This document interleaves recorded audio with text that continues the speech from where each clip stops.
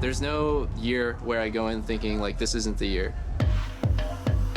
It's hard to do better than we've already done or I've already done because TL's won the last two, so Back-to-back sweeps. TL's if we don't win this year, then it would be a failure. What World showed me is that no matter how big the stage is or how many people are watching, I can beat anybody. Licorice solo carrying this game. Once our roster was like announced and I found out who my teammates were, I felt like immense pressure on me. A lot of them have made it to Worlds, Froggen's Froggen. I don't really think anyone forgot who I am. Froggen, what a beast! I gave a lot of things to come here, and none of that paid off. This year can be like the year to make up for it. The fans have a lot of doubt to like us, but I know for a fact that we're going to do really well this year. I'll make it happen. Wild Turtle got a solo kill! This year is not only about me, it's about the team. We're not the same CLG we were last year, so I'd say have some faith in us. Last time when I was here, I got MVP. I'm gonna show them I can do it again.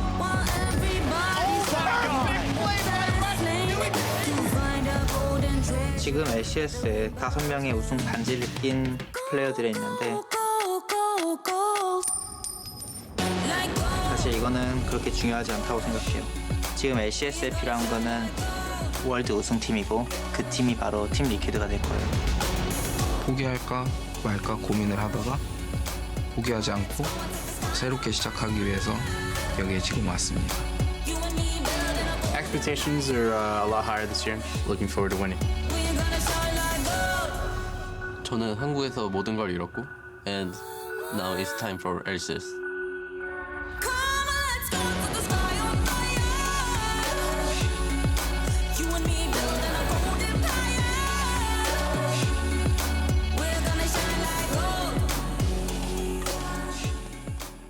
Welcome back to the LCS Countdown, about 5 minutes away from Champion Select for Game 1. And while we're certainly excited for Team Liquid versus Cloud9, don't let Game 1 overshadow the fact that we have plenty of hype matchups today. Game 2 has 100 Thieves introducing Bang to the LCS versus a TSM embarking on a new era for the org. Then CLG's Power of Evil looks to take down his old team Optic, who field a world champion in the mid lane, plus 2 more clashes steeped in rivalries before we call day 1. When asked about his prospects for the season, though, Reaper doesn't think Nisqy comes into the league as the best mid laner, but that he will be. About the Nisqy, so basically, is not that smart yet. He's a very new guy, and he's a very young rising star, but not, I don't like to say not as Jensen level yet. Probably he have to learn a lot under me and with the team, but he will be better than Jensen at some point. Our defending champs TL, we're gonna smash them today. I feel like every time there's a Reaper interview about his players, it's always like, oh, they don't have good brains. They're kind of dumb. They need to learn everything. That's his #1 point for every player he talks about. Well, that's what a coach is for, right? To make them smart and learn how to play the game. Well, and it points to the fact that Cloud9 is the org most willing to bring in green talent, fresh talent, and say, hey, they're not a fully fledged diamond yet, but we can kind of cut and mold them into that. So he has high hopes for Nisqy's prospects throughout the season. To get a reminder of the players taking to the stage, let's look at the starting lineups for Cloud9. They've got Licorice, Svenskeren, Nisqy, Sneaky, and Zeyzal. Yeah, and if you're wondering what they're trying to spell out there, we went ahead and helped you for the first matchup against Team Liquid. Graphics team. TL sucks. The meme team remains true to their name here in Cloud9. But hi, I actually want to talk about that because with Nisqy, a younger player, fresher player with a lot to learn. He's coming into an org that is known for winning here in the North American LCS, and he's filling big shoes in Jensen. But what can that kind of meme team environment do to maybe alleviate some of the pressure and help him adjust to this region? For players that are import players coming from Korea or Europe or wherever, it's important that they feel comfortable here. So having a team that is able to joke around and kind of make you feel at home is really important to the longevity of like how he does. So it's definitely a good thing. Yeah, but is there like a double-edged sword to that? Like where can that bite you? Or is there a time when it goes too far? Right, so they'll just have to create a line where professionality and meaningless, right? So everyone is here to win, and obviously he is as well. So they need to draw the line of what's meme and what's professional. All right, well, while it could never be said that Game 1 will determine who won the offseason, fans of both teams will be hungry to see who comes out on top in that mid lane matchup. We have Nisqy versus Jensen. Yeah, and you even heard Reaper himself kind of admitting that, like, coming in, he's probably not a one-to-one replacement, for Jensen. Jensen is a complete stud, but you need to remember that this is not the exact same Nisqy that we last saw in North America. He did go overseas, back to Europe, and played on Splice, and was a huge factor in that team's improvement, and their success. And I think while the numbers might not be like the splashiest, you can't deny how important he was to that team's success. Yeah, we have to remember it was a short stint on Envy. He shared time with Ninja in the mid lane. Hi, you actually played against the guy, so I wanted to get your thoughts on him as a mid laner back then, understanding that we're a few years removed from that. Right, well, I hope he doesn't hate me, but I'm gonna have to say it wasn't very memorable. So it has been quite a long time, and there's a lot that has changed since then, right? He has a stronger team. He went to Europe and trained and played against all these top-tier caliber mid laners. So he's a lot stronger than he was back then. I'm looking forward to see how he's improved since then. Yeah, it will be interesting to see what the Cloud9 roster behind him will unlock or allow him to do in terms of his growth. Well, one player who made his name known in his rookie year of pro play was Licorice, who did in 1 year what Doublelift has been trying to do for about 8. Made it to a world semifinal. It's absolutely crazy when you think about Licorice's career trajectory. 1 year ago, playing his first LCS game, and not even 365 days later on that stage and knocking Korean teams out of the worlds and being a major factor in why they were able to do it, not just tagging along for the ride. Of course, while Doublelift hasn't had the international success, he has had the domestic success that Licorice hasn't. But what I think is interesting here is that the caliber of teammates around Doublelift on this TL roster has never been higher. He has his best opportunity to make something happen. Right, and at this point, he just has no excuses for performing internationally, right? To be fair to him, NA as a whole has never done international success that well, so he really needs to step up and show the world what he's worth, right? Yeah, I think it's a good point that NA had never really had that champion that was this is the guy who smashes Koreans for us. But now that one has kind of emerged in an organization in C9, well, they've always kind of been the best at it, but now especially making semis, it's kind of well, if Doublelift is supposed to be the protagonist and hero of the LCS, why hasn't he been able to do it yet? So this roster is the no more excuses roster for Doublelift. All right, well then in reference to this first game of the day, I do want to talk about some win conditions. With these roster moves in mind and whatnot, Mark, we're going to start with you. TL, how did they come out with the first victory of the split? So for me, the first thing to do is pick one of the kind of safe bruisers in the top lane. I'm lumping Sion in there just so it fits nicely in the graphic. But any of those kind of safe, autonomous picks in the top lane that don't lose that hard, because I think Licorice versus Impact is a scary matchup for Team Liquid. Power pick in the bot lane, preferably Lucian for Doublelift. There's a couple strong meta marksman picks like the Kaisa and the Ezreal that he can go with as well. And then finally for me, they are on blue side, so I don't think they'll get counter pick in the mid lane, but save Jensen's pick for as late as possible and hope you get to see what Nisqy's playing to try and abuse the rookie. When you talk about a bot lane priority pick, would you pick it as high as the very first pick in the draft, or? No, I don't think there's really a marksman worth first picking right now. Maybe like 2-3. Yeah, but in the first phase, get it so that way you're saving your later picks in the second phase for Jensen. Hi, what's the response for C9? So I think it really comes down to one thing for C9 to pull ahead. It's going to be really important to have their jungle control and Svenskeren control the pace of how Xmithie does. And really it comes down to me, how Nisqy does versus Jensen. If they'll be able to create the synergy between Nisqy and Svenskeren, and if they can carry that into the other lanes, transition that pressure into bot lane, transition that pressure into top lane, because I don't think there's a clear difference in the terms of power level for bot lane and top lane. Maybe as the season goes on and Doublelift gets more synergy, maybe, but for now, I think it's just going to be dependent on the mid and jungle. Well, the win conditions are laid out for our first game of the season. Both teams hungry for that W. Let's send it over to the Battle Arena so we can kick off the 2019 season.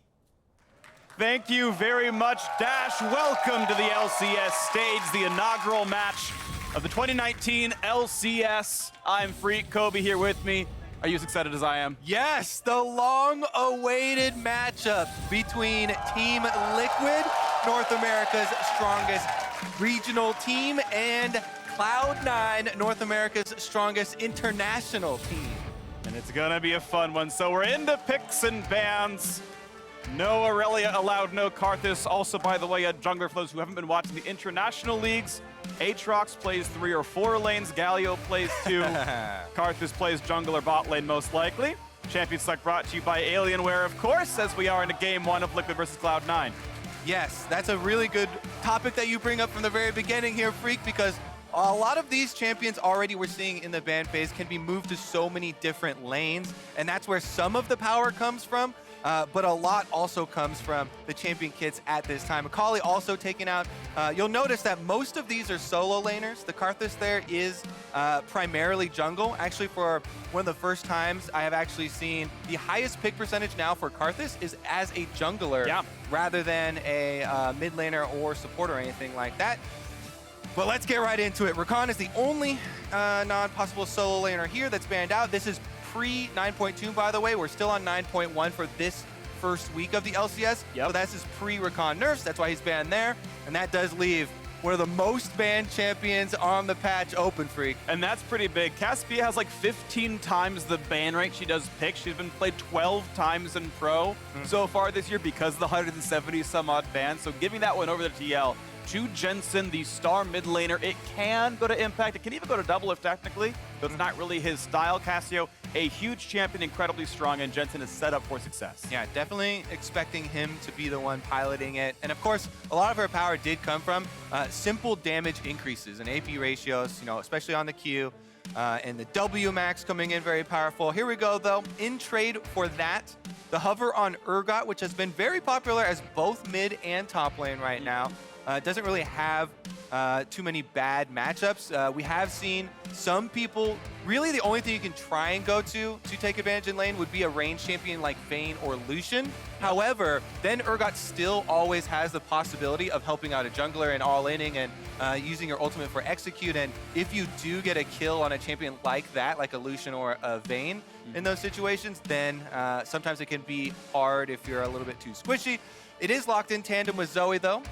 Yeah, and Zoe's going to be interesting. While you expected to go to Nisqy in the mid lane, and it's certainly a champion he has played a fair bit of, keep in mind that Sneaky played some Victor bot back at Worlds. We've seen Perks play Zoe in the bot lane so far this season, so I still want to leave that one as an opportunity as well, as the Sion gets locked in for Team Liquid. And this is, I think, par for the course, seeing them play throughout the end of last year, especially at Worlds. You've got an impact on a tank, and you have the rest of those players go for the carries. Yeah, Sion right now is probably the premier tank in all of League of Legends, and Impact is the premier tank player in North America here, so we feel like there's not going to be a lot of switching around with Team Liquid, and with them locking in Lucian as well for Doublelift, one of his famed picks. It doesn't seem like Team Liquid want to start out the season with any surprises. They're just going to play to their strengths and play the cards that we know.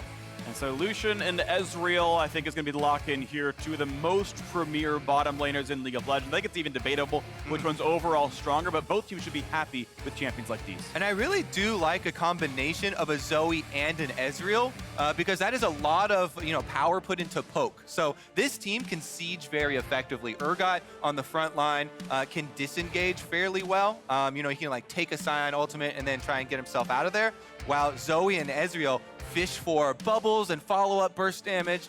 At turrets, you can really gain a lot if you can siege up and kind of play together earlier on.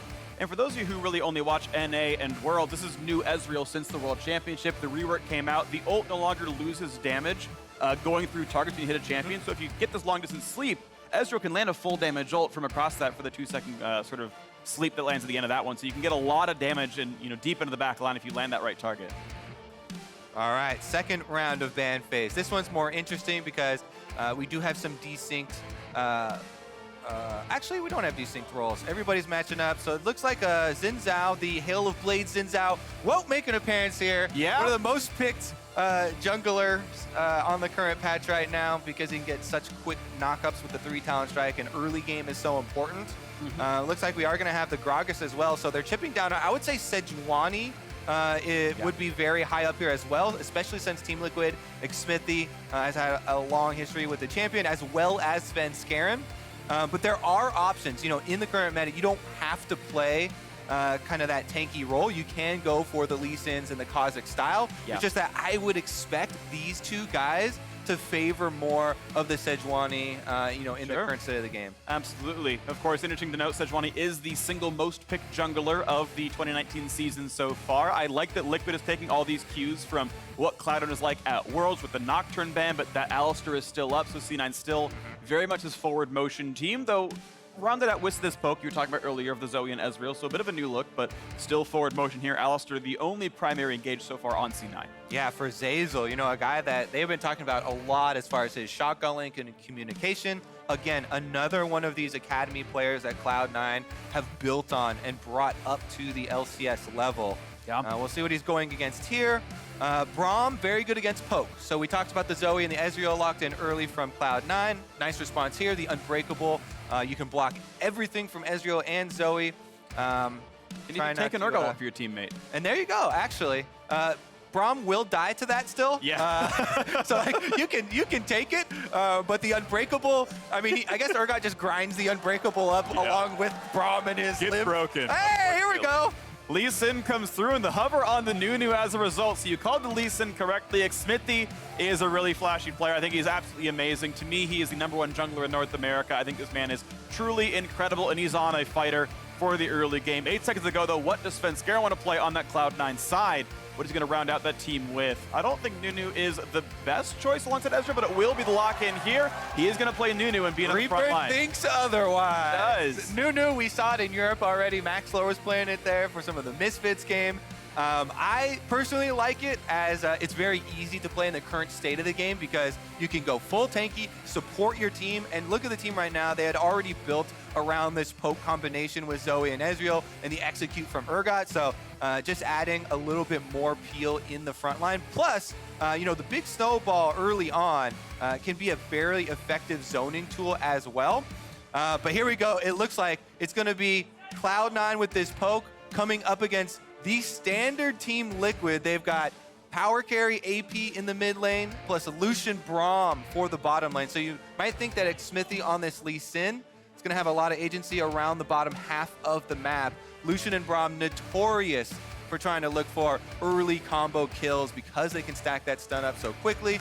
And with a mobile jungler like Lee Sin, that might be some fireworks.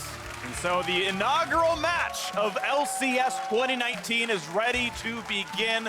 A few new players on these rosters. Team Liquid, back-to-back champions.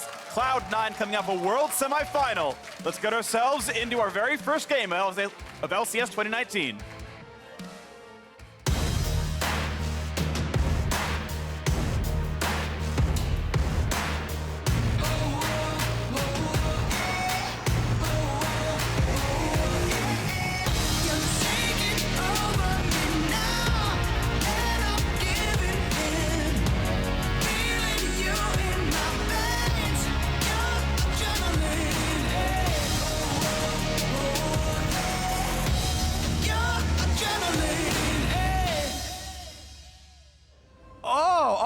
I'm loving these new intros, Freak. The personality coming out.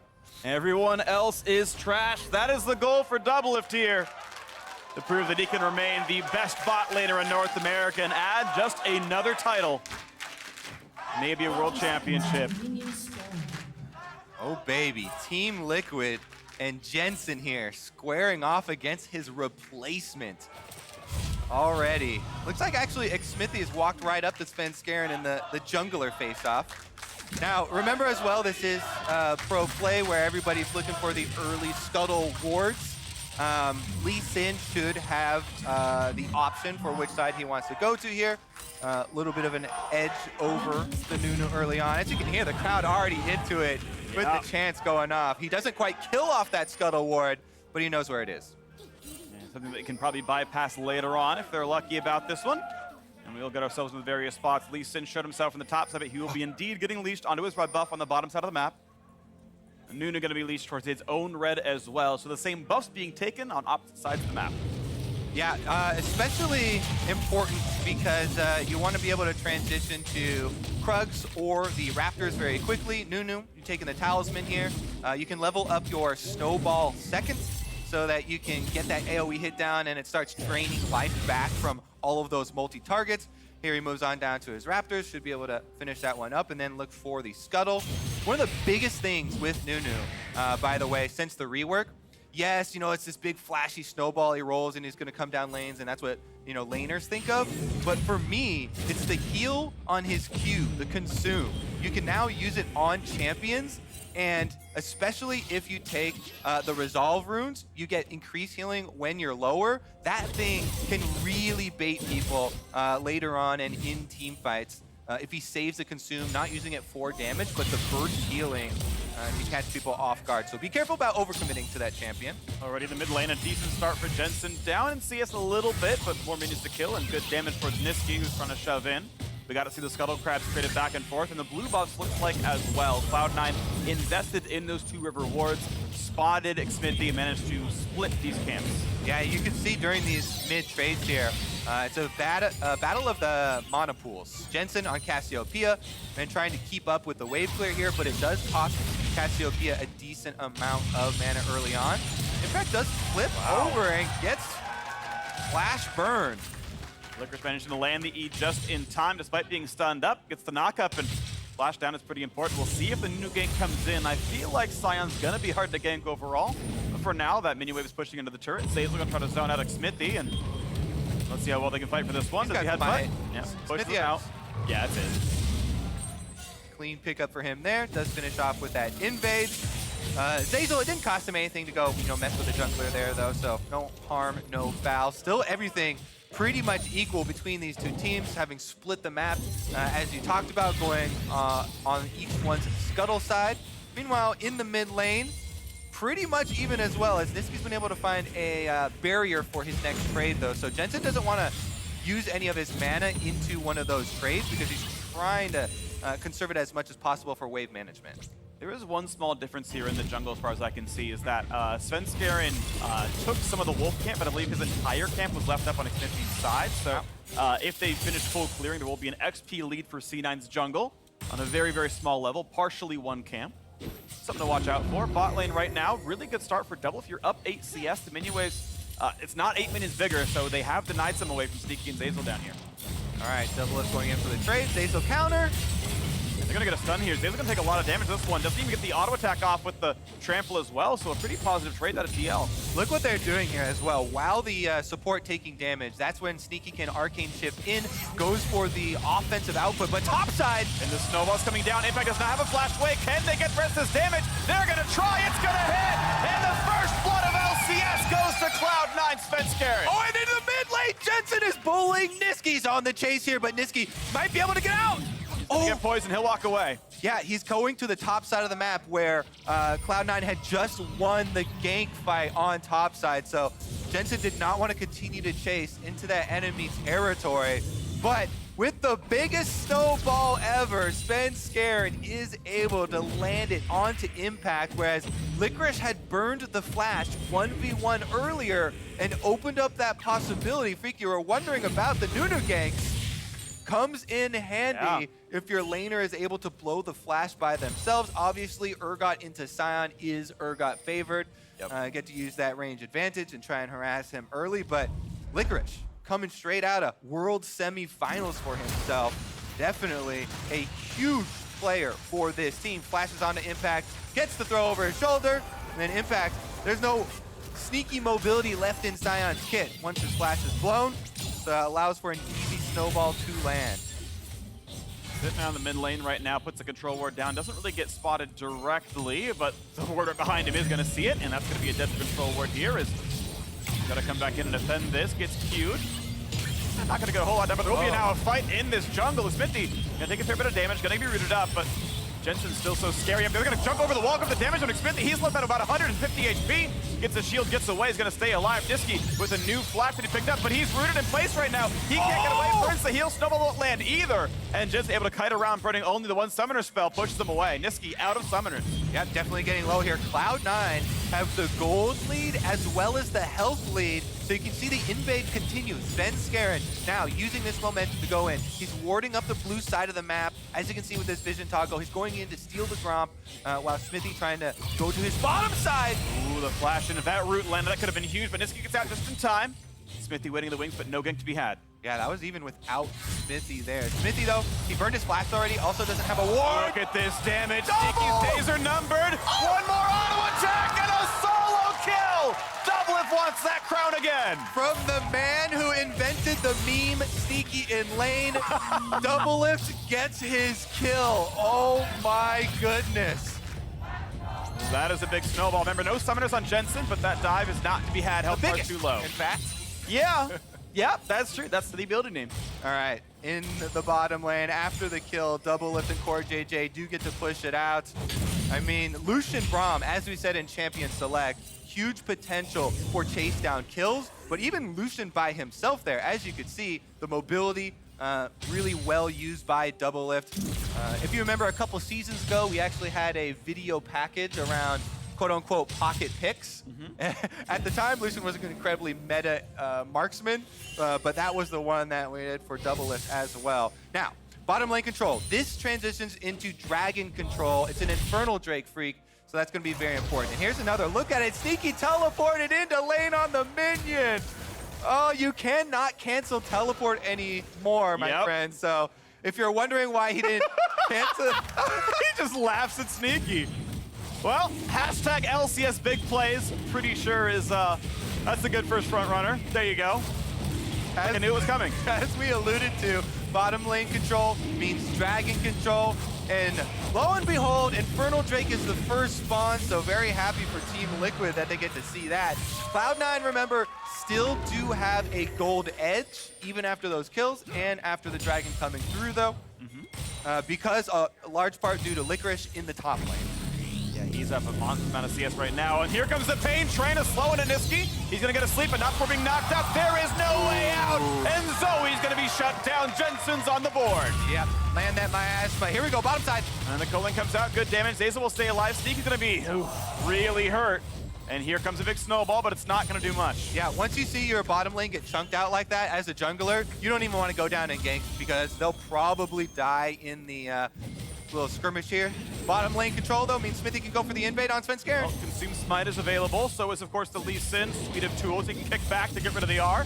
Not going to get this one. Nice pick up there as Svenskeren's able to walk away. Blue is denied from Nisqy, but at least goes to Cloud9. All right, all this lane control for Team Liquid with Jensen in the mid lane, Doublelift and CoreJJ on bottom side. They're really helping out Xmithie to get some of these camps taken away and denied from Svenskeren here.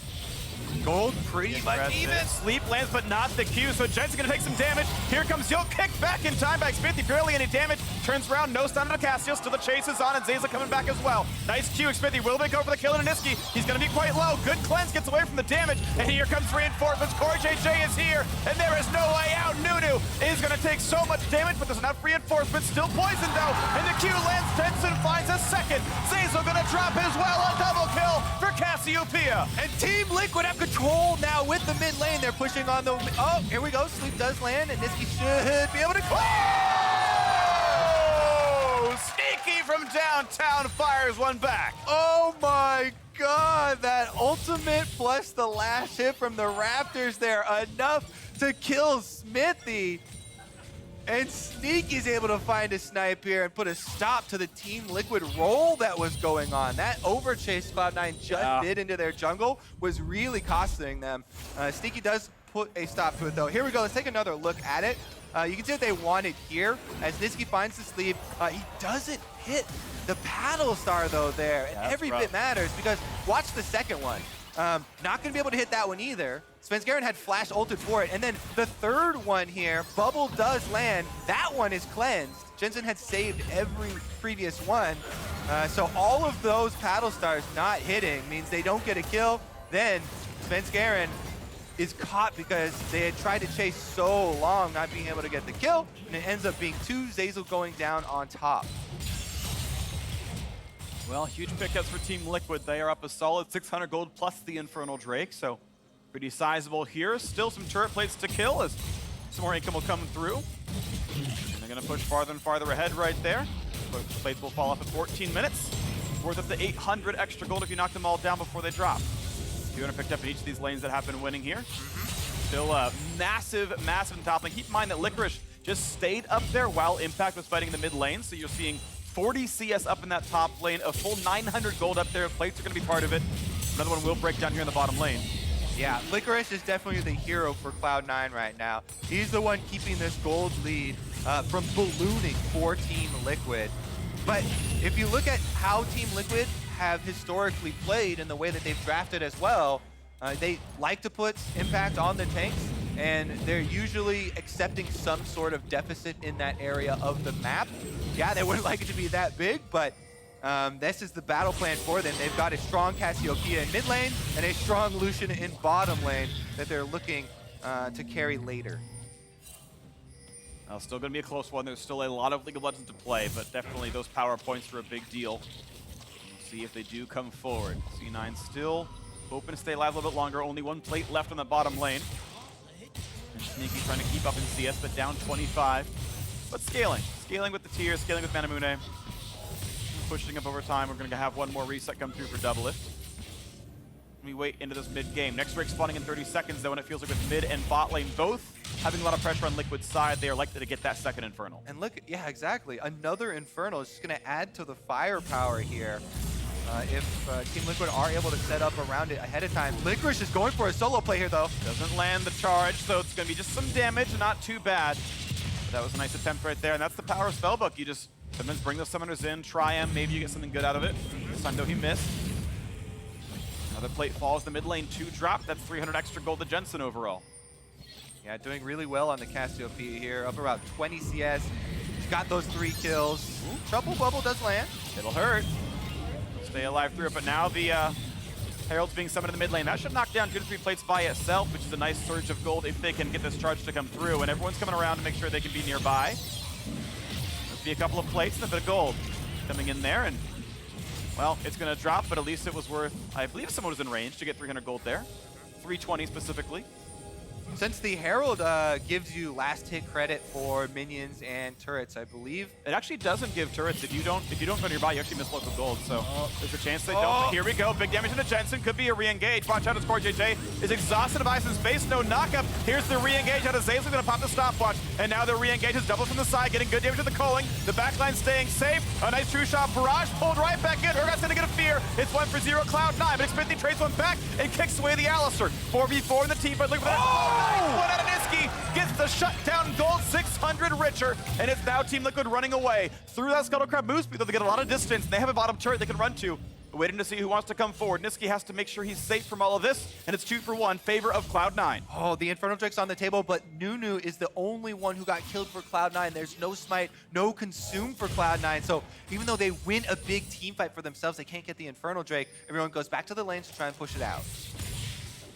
Whew. Right, they're going to get that farm. They will get the reset. Simply going up about 750 gold off the team fight, the one extra kill, is all their benefit here. All right, let's take another look at how this one starts out, because Team Liquid were in a very good position. They have Sion flanking from the top side. Licorice, though, is trying to zone him out. Big chunk started out. Nisqy finding it onto Jensen. They dodge out on the Braum ultimate. Now we're back in action. Ooh, he tried to dodge away, gets pushed up, and now here comes Licorice. Doesn't quite land that Q on a Sneaky, but the TP is coming in, so he is dedicated to this one. Slowed down by CoreJJ. The biggest snowball is coming in for something to do. It's a double knockup, but Doublelift stays safe. Now CoreJJ is in the back line, a kick in for Xmithie. No kills just yet. Nisqy's rejoined the fight, though, and it will not be any damage to impact. No fights to be had just yet, but here comes Jensen. They might resume. The health bars, though, low on Liquid. There's not a battle to be had, and instead bot lane will be pushed. It's very healthy, but no armor and MR. This could drop pretty quickly if they try to make this one happen. More poke, not quite going to land, but the snowball's coming back in. It will be a little bit of damage on towards impact. Staying alive, but the health bar is still getting lower on TL side. The turret at about 2/3. Definitely costing them health here. You can see, again, the poke that we talked about in Champ Select of Zoe and Ezreal coming into play here at the tower. Cloud9 whittle them down. They've transitioned over to the Infernal Drake, trying to get this objective off the map while they've got the Nunu available for the secure.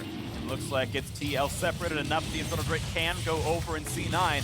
Not only are they within 200 gold on the scoreboard, they tied up the Infernal Drakes as well. So despite a pretty good early game for TL and that one good team fight, C9 has basically tied this game up. Oh yeah, this game definitely delivering, Freak. Starting out the season here with a very close one. Xmithie does take away the red buff and get himself out on the blast cone, but we really are back to even footing. No bounties left on the table after Nisqy was able to claim the one on Jensen's head, finding that paddle star, and that bounty gold that he got has allowed him to catch right back up in items. So even though the mid lane definitely going Jensen's favor early, Nisqy feeling very good at the moment. And his job as Zoe is continue to fish over walls with the Sleepy Trouble bubble, because if they can land that, again, they can chunk someone out of the fight before they even decide to go for the engage. And once you get the big chunk on someone's health bar, that's when you pull the trigger with the Alistar and Urgot. Speaking of health bars, Impact's not going anywhere. Instead, knocks down that outer turret. And that's actually first turret of the game. The bonus dropped to only 150 instead of 300, but still some solid money coming through. 650 overall goes to the favor of Team Liquid. And that is now their gold lead, about 1,000 in this one. Wait for the next play as Nisqy simply clears away the mid lane and his teammates are nearby. All right, that was a mini snowball. Yeah. He's not even going to finish rolling that one. Decided he's got work to do, clearing out the wards. Vision control around Baron, very important. Now they get slept. That's the drowsy CoreJJ, but the Q's already on cooldown. So there is that Ezreal ultimate. Guaranteed to land. Good damage in a CoreJJ. Not going to find Jensen with too much more just yet, but he's still waiting for that defensive position, putting the AoE down to knock down those minions. That'll happen. Yeah, there ends up at a minute 50. 2-item spike for Nisqy has come in. He's ready and operational, adding the extra slow here with the Iceborne Gauntlet. Top turret still taking a bit of damage here as Licorice moves right up into Doublelift's face. Still though, not a turret has fallen on the side of Team Liquid. Cloud9 hasn't been able to quite push in and finish off either mid or top side. So still have the turret lead on the side of Team Liquid, and that is giving them the gold edge. I feel like this mid-game playing out the way it is, though, does seem, in my mind, to favor Cloud9. I feel like they have the right tools to get away. Sion's in the primary engage. Alistar can tank that, ult, get out, things like this. And as they're just stacking up the tier, and very soon Muramana actually transmutes in for Sneaky, it feels like Sion's in a good spot and are poised to, I think, start pressuring the mid-game. And there's Muramana done. Sorcerer Shoes comes in as well. Magic damage, a bigger part of Ezreal's kit more recently. Definitely true. Upgrade going to be very important. Let's see if he's able to land those skill shots. Looks like everybody just kind of going for a reset here. No extra movement into some deep wards either. A lot of it's trying to be placed around Baron. You can see it coming up in about 35 seconds. So they're trying to gain positioning. Anytime you're playing against a long-range team like this, when you have to worry about bubbles, Nunu snowballs, Ezreal coming through all these different areas, the work that you have to do ahead of time before Baron spawns is incredibly important. Let somebody get chunked out early on can very quickly lead to a game-deciding objective. Almost lands a big chunk on a Jensen, but slept only. He's going to be fine, returning back up without too many issues. Leandry's Torrent being done's a pretty big deal. Sunfire Cape and the Team Liquid top lane as well. They'll get a root and a CoreJJ. No, not quite, actually. They will go for a bit more of a fight. Coming with a snowball, quick heal as well, but there's still more battle to be had as Doublelift comes in, and Sven's gonna have to flash away. Low health bars on a lot of these ones. CoreJJ staying alive. Some poke out from Zeke and Zeyzal. One more shot will do him in, and Jensen finds the first, but now look at Impact on the side, but he's so tanky he can't get dropped down just yet. Low health bars. This could be a snipe, and it will be. Doublelift has fallen, and he saved his flash through that one. He'll have it for the next team fight. Now Nisqy, dodging from a Q, looks for Jensen. He flashes to secure the kill over the wall. C9 2-1, they've got control. Cloud9 now going to try and rotate mid lane, push in on this turret, impact the lone defender, and even though he's healthy, he won't be able to do anything about it. That is now the first turn on the board for Cloud9 that brought the goal back to their favor, 300. Looks like it will be a reset, though. Baron's alive, but the respawn's coming in too soon for TL to do anything about this. These team fights, very, very close, Freak. A lot of firepower being thrown around. Here we go early. You can see the Sleepy Trouble bubble kind of zones Jensen out from the initial fight. And even though the first kill is onto Zeyzal here in favor of Team Liquid, so much damage is done to CoreJJ on the backside, he's basically out of the fight. And then the poke coming through from Nisqy and Sneaky there is able to get 3 members low enough that they soften him up for the extra kill on the backside. Really kind of close timing here. Xmithie's kick was almost back up. You see how low Nisqy was in melee range. That could have been something. Looks for some poke. Not going to get a whole lot here. Sion's tanky enough. He'll be fine.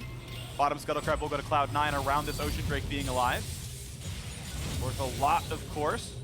Drake's, the first stack, was buffed a lot in the preseason. One Ocean would be really good for sieging, especially as and against poke. It's actually even better in this game because of team comps. More poke coming out from Nisqy. Not killed just yet. finding that damage over the wall. Flip right there out of the Ezreal. Lucian Drake slowing Jensen down. They actually just turn around. They're going to get it here. So Cloud9 do back off. That is going to be another Elemental Drake. And Ocean Drake is a godsend versus a team with Poke. Because if you can try and back off, stand behind Sion long enough, then you'll just get that regeneration kicking in. First Drake bonuses were hugely buffed. Yep. Basically, first Ocean Drake is worth twice as much as the second Ocean Drake would be worth on top of it. You start with 6%, and the second one only gets you up to 9%, so it feels really nice just to get one of each. Yep. Yeah, most of the ones got half again as strong on the first stack. It went from 4.5 to 6%. Everything but Infernal, basically. Everything but Infernal basically got 50% stronger in the first stack. Good stuff there. Mid lane outer falls, by the way. Team Liquid making a good thing happen right here. I do want to point out as Cloud9 backed away from the Ocean Drake, all they really got was a blue trinket on cooldown.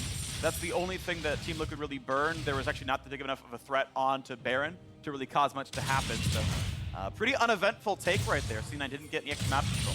Yeah, well, let's see if this one ends up coming in big. So far, Cloud9 in the fights have been able to keep up the pressure after they land poke, but this might change the course of these skirmishes as we see it continue throughout the game. A lot of these control wards being put down now for them, and this is a really good setup. If we toggle Fog of War, this is going to be very big, and it becomes difficult for Team Liquid to operate.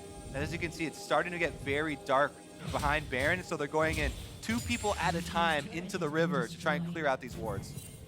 Cloud9 making the best of the split-up team and gets a turret down to the top lane. Still look gold over to Nisqy, who's got a small bounty on himself for the kills he's picked up. Control ward death count right now at 2 for this invasion into the river. There's one more sitting there, but they don't go to search it out.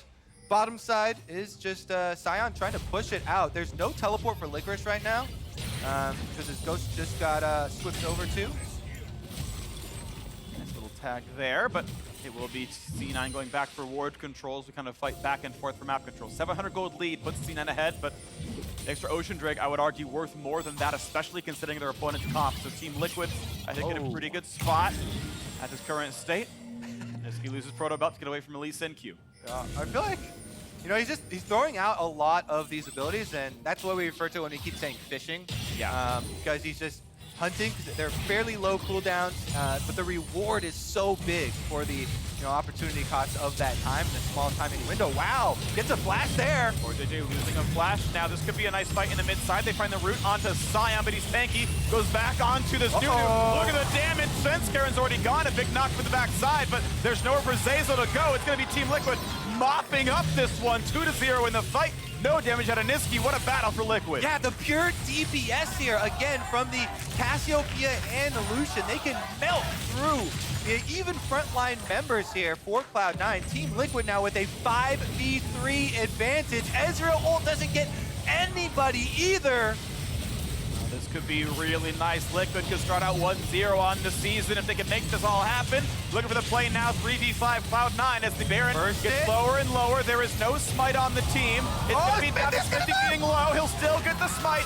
CL picks it up without a casualty. No follow-up just yet for Cloud9 either. They can't quite get the damage nor the CC. They kill a ward, that's the best they're going to get. Whew. Definitely a tense moment right there, especially if you're the jungler, you're looking at getting low, plus the possibility of if Cloud9 had decided to try and just go for a big burst combo on Baron, if you time your Paddle Star, your Ezreal ultimate, Q or something like that, then you could opt for one of those chances to steal it away, but they tried to use all those for damage. Here's another look at the fight that started it all out. Team Liquid, yeah, CoreJJ does burn his flash early, but then Svenskeren steps up.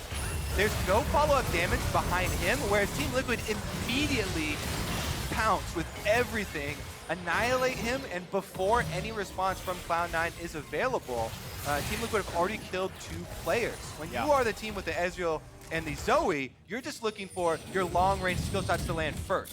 Team Liquid are the ones that want the hard committal. Yep, and they got what they wanted. Impact had a really nice stopwatch in that fight as well. He was headbutted back in by Zeyzal. Turns gold, buys enough time to kill that second member and then retreat back. Now it's a stone play, but that was actually pretty clutch right there. hit that active and stay alive through what could have been at least a 1 for 2 instead of that 2 for 0. But now a re-engage on this top side. The snowball's coming in, looking to make it big, looking for Doublelift. They will find the knockup. Here comes the re-engage. Look at that burst, but he's still alive. Looking for the battle, staying up there, gets the shield, gets out of absolute zero, and there's no casualties at all. It's C9 forced to run, but Svenskeren's knocked up. Nisqy only hits the tank, and they might just get Svenskeren. In fact, they will. Liquid finds yet another kill. It's 9-6 in their favor. C9 tries to fire back. They don't get it just yet, but they're still finding damage. Jensen cleanses the way, stays alive. Over the wall goes Sneaky, and around the back could be Xmithie. There could be more to this fight as they go back and forth, but Urgot finds one. They've knocked down CoreJJ. It's a 1-for-1 fight. Rebel gets stolen. Out goes Doublelift. Xmithie sitting around. Goes for Nisqy. Almost gets the damage. Can't quite get him. It's burning down. He does. The Reds fight and the red buff combined for a kill. And he's chasing in for a bit more as Licorice will run 2-1 Team Liquid. Oh my goodness. That's the importance of hitting your red smite initially before you get any of your autos off. A lot of people forget to do that sometimes, but the damage there just barely takes down for the kill. And since they have Baron buff, Team Liquid also get a Baron buff. What a drawn out team fight, Freak. Halfway through, because Doublelift and Xmithie got chunked out low, they left the team fight and went to push top lane. Yeah. That whole time, while Cloud9 were still looking for the kills. On bottom side, though, Team Liquid still looking to push and get more out of their Baron. They're doing a lot with this power play right here. Of course, about 3,500 gold here. Here's the TP flank. This is a play that C9 needs. TP coming in to defend. Can they get the surround that they want? Big damage, though, with a kickback. They're going to find Svenskeren, not even getting the root out of this one. So it's 5v4, and TL can do a whole lot more as they keep pushing Barons on for this wave and a bit more. Now a fight between CoreJJ and Licorice. Doesn't get a whole lot done, so the siege can continue with only 3 members on the defense right here. This push is going to go well. This turret's going to fall, and the inhibitor will follow. Yeah, they've got 2 cannon minions stacked up, so even if Licorice decided to try and cut that minion wave, there's enough minions to end the game right here for Team Liquid. Might be able to do it. The timer is ticking down. The Baron buff will be gone. They find some poke, and the battle continues. CoreJJ gonna get a knockup and get knocked right back in. He does not have flash. This should be a kill, and he's gonna get the ult. He's gonna get the solo kill and the support. Licorice has welcomed the NA again. Yep, Licorice over here just by himself, killing off his support. They did lose the inhibitor. He's gonna take away a red buff as well. He's got 500 gold bounty. He hasn't died yet. Doublelift is looking to change it, but he might. He's gonna find an Urgot, getting knocked around a little bit, but this could still be a good fight for the squad. TL has reinforcements coming. No ult, but he has red. Licorice has a red, he gets the attack, 2 more shots will get it. Can he make this kill happen? One more, takes him down. Now he's fighting Lee Sin. Can he dodge the Q? Kick into the wall, means he cannot. The shield comes in, they hand it over. 450 over to the mid laner in Jensen. Oh, they take down the 1v9 player. Licorice eventually is killed. He got another one onto Doublelift. First, though, he is just playing his heart out here for the Cloud9 fans. Licorice is definitely, I think, the brightest star here on C9, but sadly, Liquid have 5 of them, and they're all shining pretty well. A great game so far. They've got the inhibitor down to the bottom lane already, and Baron comes up in a minute 20. You expect that to be the next objective for them, and TL have been winning team fight after team fight. It's looking pretty grim for C9. All right. Inhibitor gonna be down here for a while. You can see we have these new fancy timers in your bottom right-hand corner. 3 minutes, 25 seconds left on that one. So that is quite a few super minions that they are gonna have to worry about because the side ones being down are strong enough if they're left unattended for the entire time to take down even the new Nexus turrets by themselves. As you can see, they're sending Urgot down there now, transitioning with Licorice to go take care of some of those. And you're right, Cloud9 right now, defensive-minded, try and wait out their inhibitor timer, kill off these minion waves as soon as they get a chance, you know, clear it off and then take your 30 seconds, run back to the rest of the team so they don't get jumped on. Yeah, timing right now is going to be pretty tight. 30 seconds on Baron. Sneaky is most of the way towards finishing Archangels into Seraph. That big chunk of AP is going to be a big deal, but I believe it's going to transform late. Here comes the engage on the top side. Sneaky away from the slow, jumps the wall. Lee Sin will not land the Qs. He's going to stay safe. That is ulti down. That is the engage tool, the only good one, I would say, gone from Team Liquid. Yeah, you can see how difficult it is to wield that. Ezreal, very mobile. Sneaky does get out right now, though. They're going to chase him. That's good damage in the Zeyzal. Those 2 tanks are really not that durable with C9 down in gold. Yeah, they have no Ocean Drake of their own to help sustain them back up, so that little bit of damage from Team Liquid definitely going to stick. Xmithie behind enemy lines. He's going to get that kick. It's good damage in the Zeyzal. Will wait on the ultimate, but his health bar now below 1,000. He's got to be respectful. The TL are losing ultimates now. All right, once again, Doublelift headed up to the top side of the map. He's pushing minions in to try and get that turret down. He should be able to get there in time. Yeah, that's good. Smart by Team Liquid. Even if they are burning ultimates, they can wait for those to get back on cooldown. C9 can't grow that turret back. And it's Liquid growing the lead a little bit more. 3,500 puts them ahead. Sizable, but not game-ending. Now comes the Baron, pushes the Ezreal on the wrong side of the map. 5v4 for Baron. Svenskeren gets found out, takes some damage. A knock-up onto the jungler, though, and it's a low-health Xmithie, but there's a nice knock-up in for Braum, and here comes the re-engage as Sneaky's TP comes in, but first Svenskeren will die. Team looking at a 5v4. Their backline is safe, and they're ready to keep fighting. Not any meaningful poke out of Nisqy just yet. Xmithie's still around the wings, has Guardian Angel, and the kick is back in 15 seconds. Yep, gonna leash the red buff here real quickly. It looks like they're just gonna try and keep this one while they push the waves. What you wanna do is wait for your super minions to reapply the pressure. Once again, on the mini-map, you can see they're working their way towards the Nexus turret. Those super minions allowed the initial fight here. They got the kill first for Team Liquid. Now they're returning after they're onto the Nexus turret. CoreJJ and Impact trying to keep the rest of Cloud9 out. Licorice has Smite. He has that spell, but can he get in a range? He's gonna try to get over the wall, but he's stopped up enough that he cannot get in. Another Baron goes to TL. They will get that kill picked up on top. Doublelift is 300 gold richer. All right, that might have been the last little hope there. Licorice. He was trying to get in there with the Smite, but it's not gonna be enough. And now they have to defend Team Liquid 43. With no Urgot. No Licorice on the field to help Cloud9 anymore, and it's a Baroned up Team Liquid super team looking to come get the first win of the LCS. It's looking pretty likely. Bit of poke and impact. The giant snowball comes out. There is no Urgot. This could be a tough fight. Braum's far away, but Svenskeren is far away from Lit. Now we're getting low. A kick towards the front. They do knock down Xmithie's Guardian Angel. Let's see if they can find a little bit more of those. Impact holds the front line. The turret's already gone as well. Stoneplate's on. He's invincible for now. And they're gonna knock down at least the turret, waiting for a bit more. That bot lane wave must be dealt with before it knocks down the turret, and looks like it'll be injured enough. Mid lane pushed in, but nothing else lost, just the turret, and TL's gonna back out. Yeah, everything kind of crumbling around Cloud9 right now. Their inhibitor has respawned though, so they will have all of their inhibitors up for another chance at this. It is still possible to win a team fight. It gets more and more risky, it gets more and more difficult, but when you do have this amount of burst damage in that long range, there are possibilities. So what you need to do is try and carve out a window, an area of the map to do that with. Some vision for yourself. Let's see some control wards go down, and maybe they can get someone from Team Liquid unawares. Otherwise, it's going to be Team Liquid. Their game plan is clear. March straight ahead. They've got exposed inhibitors on two sides. They can even pick up another Cloud Drake for more move speed if they want to, but there's not a lot of movement going on inside the Cloud9 base, so they're just going to bypass it and make more use of the Baron time that they have. A minute and 30 seconds left. So far, so good for Team Liquid. Ready to keep pushing in. 35th minute. Ready to knock down the middle inhibitor turret. That one likely to fall, but the minion wave is gone, and it would require a backdoor bonus, so they will wait for one more wave. C9, they've got AoE, they've got wave, they've got poke. They can keep trying to push TL back. Yeah, they're trying here. Bubble does land, but it's on the Lee Sin, very mobile. And with Baron buff, this is going to be the turret falling. There's really no way to defend it. That one's going to drop now, and the only turrets left are the ones in front of the Nexus.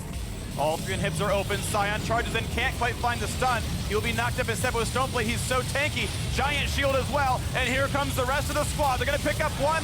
Xmithie secures it onto the Alistar. And now as the team keeps running away, C9 want to stay alive. They will get the trade back. They will knock down a jungler. It's 4v4. CoreJJ low as well. This actually might just barely work. Impact is going to reset the TP right back in with full HP. These health bars could be enough. Middle inhibitor's gone. Top lane going to fall to the minions as well. They are losing their base. 40 seconds left on this Baron. Team Liquid trying to make it work. And they're going to try the 4v4. It's low health bars, so CoreJJ pushed away. How tanky is Urgot? And it's not tanky enough. Jensen is unstoppable. Oh my goodness. Svenskeren going to fall as well. And it's 4 versus 2. Just the backline carries left alive, and a lot of time till the support is back up. The inhibs are all gone. The Nexus turrets are up on the chopping block as well. And Double going to find one more kill on a Sneaky. And Team Liquid will pick up where they left off, knocking down Cloud9 in North America. Team Liquid coming in hot with the first win of the 2019 season.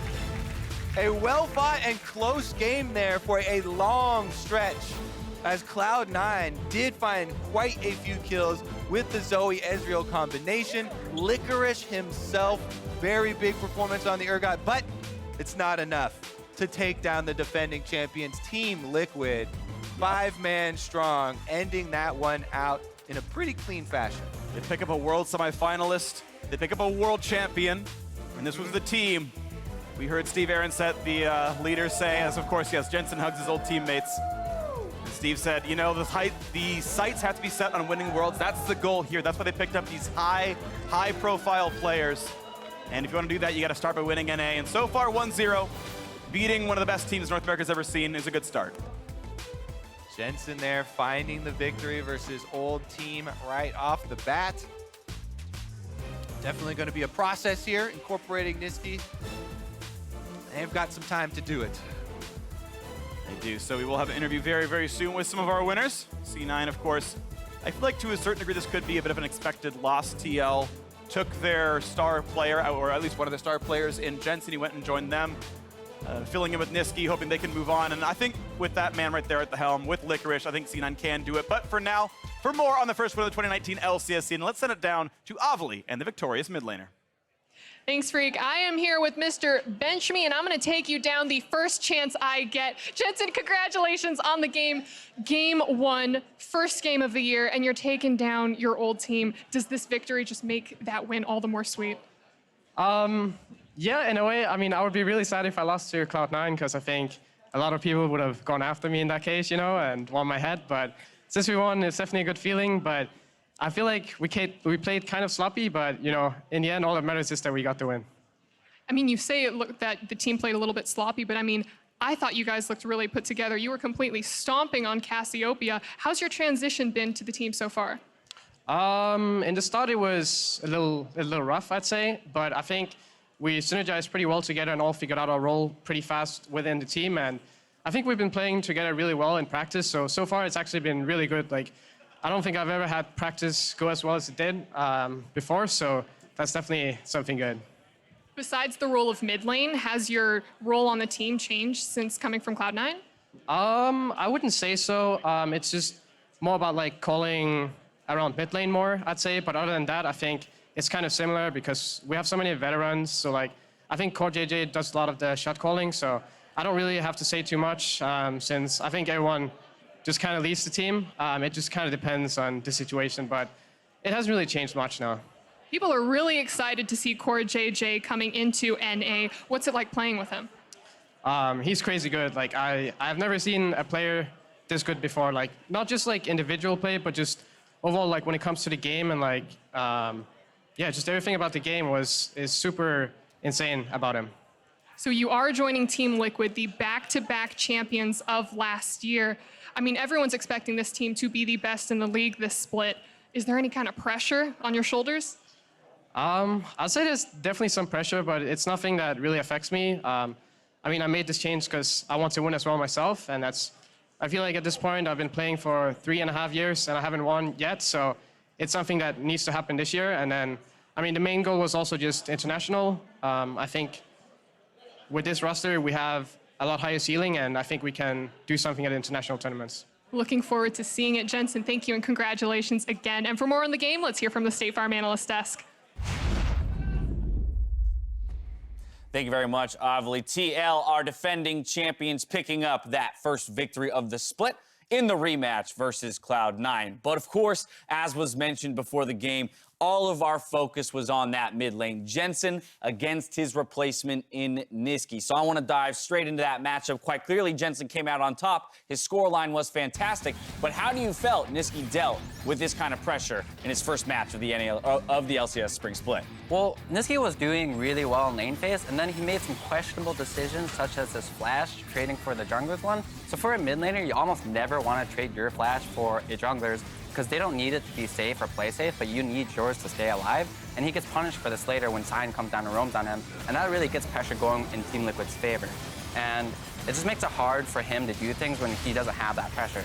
But then later the game goes on, he starts bringing it back. Like in these team fights in the mid game, he really shows his prowess of a player when he's able to find these picks and these kills. So I would say his lane phase was a bit questionable due to like one thing he did, but his mid-game playing was really impressive. And to be fair, you know, not every team is going to punish that mistake flash. I think it was really a heads-up play by Team Liquid to go punish that timing window and having him rode down. And then after that, I mean, you kind of saw why Team Liquid shelled out in the offseason for Jensen. That's put on the carry pants, ended up being like the massive Cassiopeia player that we know he is. And that was kind of the carry. I think the rest of the map kind of went how we expected, with Licorice getting the better part of the top side matchup. For the most part, Doublelift getting the better of the bot side matchup. But the win condition that Hai kind of highlighted really fell apart. All about the swinginess of the mid lane and whether or not Svenskeren and Nisqy as a duo could control the pace of the game and the mid lane itself. As was mentioned, the early game goes in favor of Team Liquid. There was some back and forth in the team fight, and I gotta say, I was at least very happy to see such a close game in our first game of the split with these two rosters. But what are your overall feelings now on these two squads? Quite obviously, there was high expectation for Team Liquid. Living up to it?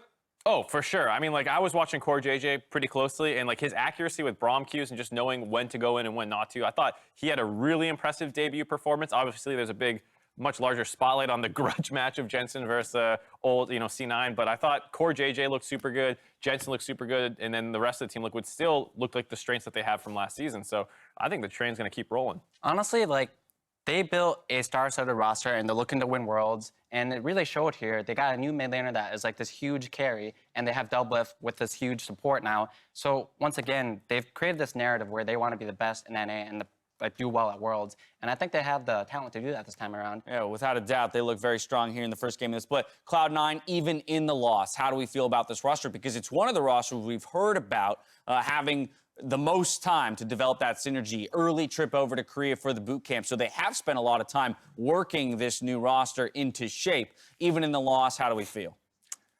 Well, I would say that, I didn't really expect them to win this game. They performed better than I thought, but just comparing Team Liquid to C9, it's just thinking, what does C9 really have over Team Liquid in that sense? So I'm happy that they performed pretty well in the early game, but moving forward, hopefully they'll show better results. I think it's a bit with their team comp as well, the draft that they had versus the other draft. It's really hard for them to win that game with the champions that they had. So, like, in their defense, if they have stronger team comps, it could help them win easier. Yeah, Mark, Team Liquid, they got that Lucian you asked for, they got the Sion you asked for, and even though he did fall down in CS against the Urgot, ultimately a very strong team fight. Yeah, unfortunately, we didn't show the predictions, but I did say C9 was going to win that. So, like, I'm kind of like, hey, my win conditions were pretty accurate.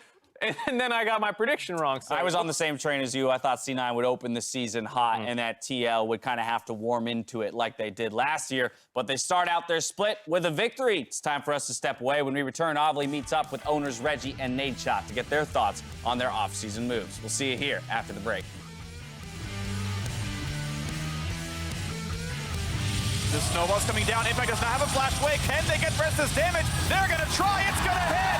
And the first blood of LCS goes to Cloud9 Svenskeren. This damage. Nikki's days are numbered. One more auto attack and a solo kill. Catch an ulti. I'm coming up with you guys. Oh, nice. Hey, no, he's dead. It's okay. Alistar. And they're going to try the 4v4. It's low health bar, so according to they pushed away. How tanky is Urgot? And it's not tanky enough. Jensen is unstoppable. Oh my goodness. Svenskeren going to fall as well. And it's 4 versus 2. And Team Liquid will pick up where they left off, knocking down Cloud9 in North America. Congrats, Kim. You got your own car with your own insurance. No more driving that old hand-me-down. Did you trade it in? My parents handed it down to my little brother. You ready? Yeah. Surprise! No. Not beige Betty. You guys can't do this to me. Seriously? That car is like a rite of passage. How do you expect me to drive this? Just turn the key and yeah, it's just Some of this? It's automatic, dual cup holders. Go with the one that's here to help life go right. State Farm.